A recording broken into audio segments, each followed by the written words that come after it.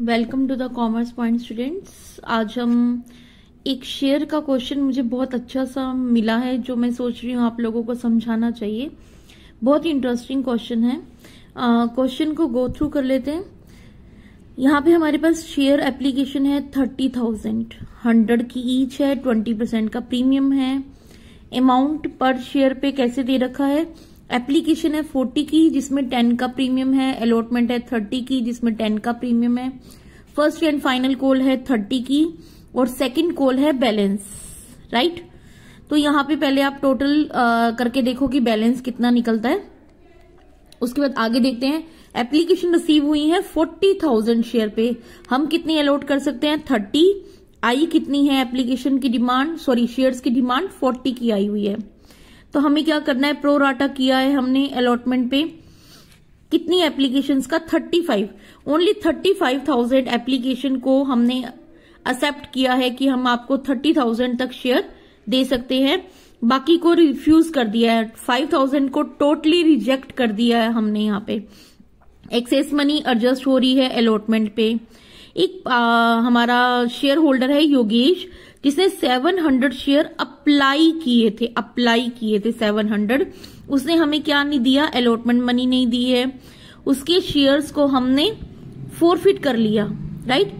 Allotment money नहीं दी है और फर्स्ट कॉल नहीं दी है, उसके शेयर्स को हमने इमीडिएटली फोरफिट कर लिया। इट मीन्स दैट कि फर्स्ट कॉल के बाद हमने शेयर फोरफिट कर लिए हैं और री इश्यू किए ओनली 200 शेयर। 200 शेयर कितने शेयर हमने वो किए थे फोरफिट, ये तो हमें फाइंड आउट करना पड़ेगा क्योंकि यहाँ पर अप्लाइड दिया है तो हमें अलॉटेड निकालना पड़ेगा। और जितने भी अलॉट किए थे उसमें से 200 शेयर हमने री इश्यू किए हैं 90 रुपीज पर शेयर के अकॉर्डिंग। कितने का था, 100 का एक था, 90 पे कर रहे हैं मीन्स हमें लॉस हो रहा है 10 रुपीज का। और सेकंड कॉल हमने नहीं मांगी है। जर्नल एंट्रीज पास करनी है। जर्नल एंट्री के लिए हम देखते हैं, ये मैंने थोड़ी सी समरी बना ली है क्योंकि क्वेश्चन पीछे वाले पेज पे था, तो थोड़ी सी समरी मैंने यहाँ पे बना दी है।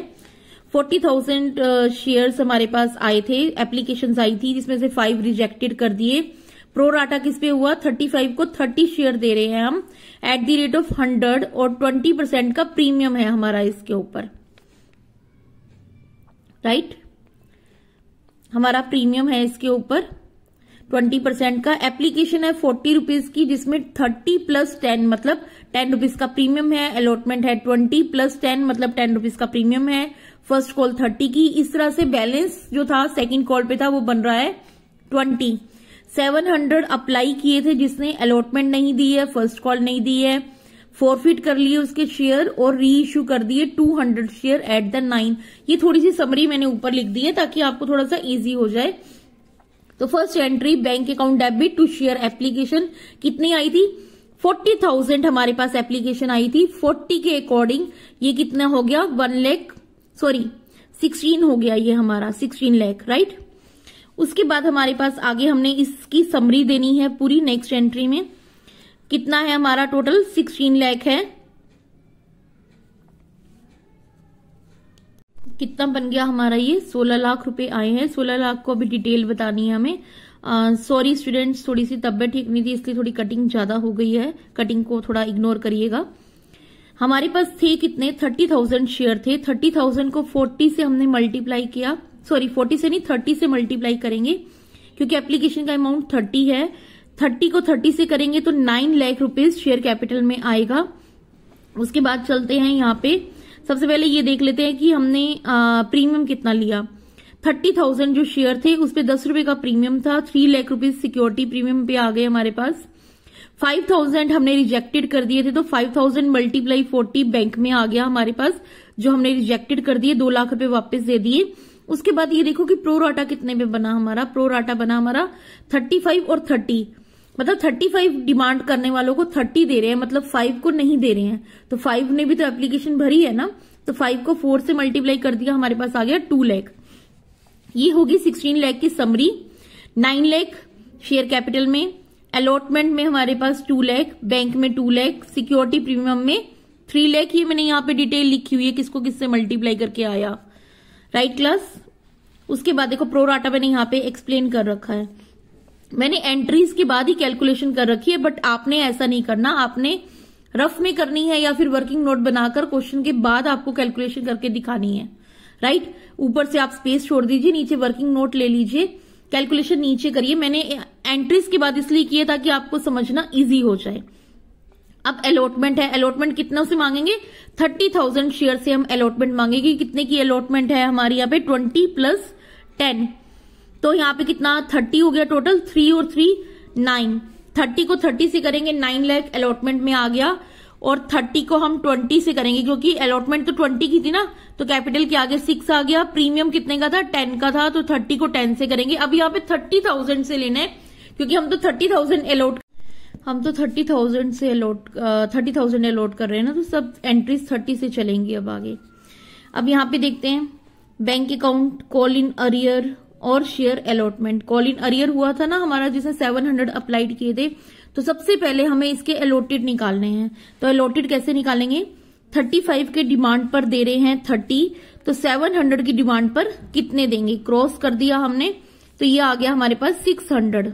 ये कैलकुलेशन तो अभी तक आपको आ गई होगी। 600 हमने अलॉट किए हैं, उसको 700 की उसने डिमांड की थी, तो कैलकुलेशन देख लेते हैं कि कितना पैसा उसका एडवांस आया हुआ था। 700 के अकॉर्डिंग 40 रुपीज के हिसाब से उसने 28,000 हमारे को पे किए थे एप्लीकेशन के टाइम पे, बट उसके 600 के अकॉर्डिंग, क्योंकि 600 अलॉट किए ना हमने, 600 के अकॉर्डिंग 24,000 उसका एप्लीकेशन पे बनता था, तो 4,000 रुपीज उसके एक्स्ट्रा पड़े हुए हैं हमारे पास। अब हमने उससे 600 अलॉट किए थे ना, तो 600 के हिसाब से हमने अलॉटमेंट मांगी, 18,000 रुपए से हमने अलॉटमेंट मांगी है, 4,000 एडवांस पड़े हुए थे, तो हमारा एक्चुअल अरियर 14,000 का हुआ। तो यहाँ पे देखो आप अमाउंट कैसे कैसे आया, 9 लाख मांग रहे थे हम लोग अलॉटमेंट का। 9 में से सबसे पहले तो आपकी अलॉटमेंट ये जो ऊपर एडजस्ट हुई थी अलॉटमेंट, वो लेस हो गई। देन ये अभी 14,000 हमने निकाला अरियर, वो लेस हो गया, अरियर आ गया 14,000 का। 7 लाख की डिमांड थी और ये अमाउंट हमारा बैंक में आ गया। समझ में आ गया होगा आपको, 9 लाख था, 2 लाख एडजस्टमेंट का अमाउंट लेस हो गया और 14,000 अरियर का अमाउंट लेस हो गया। वो कैसे निकला ये मैंने आपको एक्सप्लेन कर दिया है नीचे। नेक्स्ट देखते हैं हम लोग आगे। शेयर फर्स्ट कॉल मांगी गई, 30,000 शेयर को मल्टीप्लाई किया फर्स्ट कॉल के अमाउंट से, तो ये अमाउंट आ गया हमारा। अब यहां पर भी वो पर्सन जिसके पास 700 शेयर थे और हमने निकाले 600 अलॉटेड, वो अरियर कर रहा है यहाँ पे, तो अरियर का तो आपको पता चल ही गया होगा। 600 का अरियर था, 600 शेयर थे और 30 रुपीज उसको पे करने थे, उसे नहीं किए, तो ये अरियर आ गया आपका। 9 लाख की डिमांड थी, अरियर लेस करके ये बैंक में आ गया हमारा। अब देखते हैं उसकी फोरफिट वाली एंट्री। उससे हमने फाइनल कॉल नहीं मांगी थी, फर्स्ट कॉल के बाद ही हमने फोरफिट कर लिया था।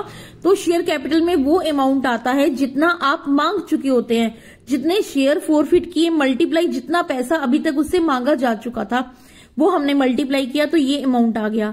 यहाँ पे शेयर प्रीमियम रिजर्व भी डेबिट हुआ है क्योंकि उसने अलॉटमेंट नहीं पे की जिसके ऊपर प्रीमियम रिजर्व लगा हुआ था। अगर वो अलॉटमेंट पे कर देता तो ये सिक्योरिटी प्रीमियम रिजर्व यहाँ पर अलग से नहीं दिखाना पड़ता। तो यहाँ पर ये प्रीमियम का पैसे आ गए आपके, 10 रुपए का प्रीमियम था, तो ये आपके प्रीमियम के आ गए। अलॉटमेंट का अरियर हमने निकाला था पीछे, अभी वही सेम लिख दिया आपने। फर्स्ट कॉल का अरियर निकाला था, वही सेम लिख दिया, क्योंकि एक ही है ना हमारे पास अभी ये शेयर होल्डर जो अरियर कर रहा है, तो एज इट इज सेम आप लिख सकते हो। तो शेयर फोरफिट में हमारे पास 22,000 रुपए आ गए। ये कहां से आए हैं देखो, 600 शेयर ने हमारे को एप्लीकेशन दी थी, एप्लीकेशन 30 की दी थी, 30 की एप्लीकेशन थी ना। प्रीमियम तो देखो इसमें नहीं लेते हैं हम लोग, तो 1800 तो ये हो गए, राइट। 600 शेयर थे, 30 के अकॉर्डिंग उसने हमें एप्लीकेशन दी थी 18,000 की। 4,000 रुपये अभी पीछे मैंने अभी आपको बताया था उसका एडवांस पड़ा हुआ है हमारे पास, तो उसको भी कंपनी फोरफिट कर लेगी, उस पैसे को भी। टोटल 22,000 रुपया हमारा फोरफिट में आ गया। अब उसके जो शेयर थे वो री इश्यू हुए हैं। शेयर कितने शेयर री इश्यू हुए थे यहाँ पे देख लेते हैं हम लोग। 200 शेयर री इश्यू हुए थे एट द रेट ऑफ 9 के अकॉर्डिंग हुए थे, मतलब 10 का शेयर 9 में इश्यू हुआ था। आपने यहाँ पर हमेशा जो री इश्यू हुआ है हमारा, 10 का शेयर 9 में नहीं हुआ, 8 रुपीज, अभी 80 रुपीज मांगे थे ना हमने, 80 रुपीज मांगे थे, तो 80 वाला शेयर 90 में री इश्यू हुआ है, तो प्रॉफिट हुआ है हमारे को। 80 रुपीज मांगे थे हमने और 90 में हम री इश्यू कर रहे हैं, तो 10 रुपीज का प्रॉफिट हुआ है हमारे को। ये आ गया हमारा अमाउंट। हमने 90 के अकॉर्डिंग मांगे हैं, 200 शेयर्स को हमने री इश्यू किया है 90 रुपीज के अकॉर्डिंग। ये हमारा अमाउंट आ गया बैंक में, और आना चाहिए था 16,000 के अकॉर्डिंग, बट 18 आ रहा है, तो 2,000 का हमारा क्या है, सिक्योरिटी प्रीमियम रिजर्व।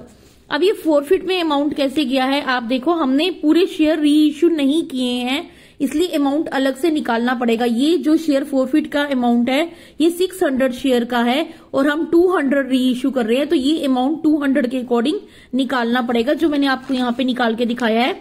600 पर फोरफिट हो रहे हैं 22,000, तो 200 पे कितने होंगे, ये हमारा आ गया 7334।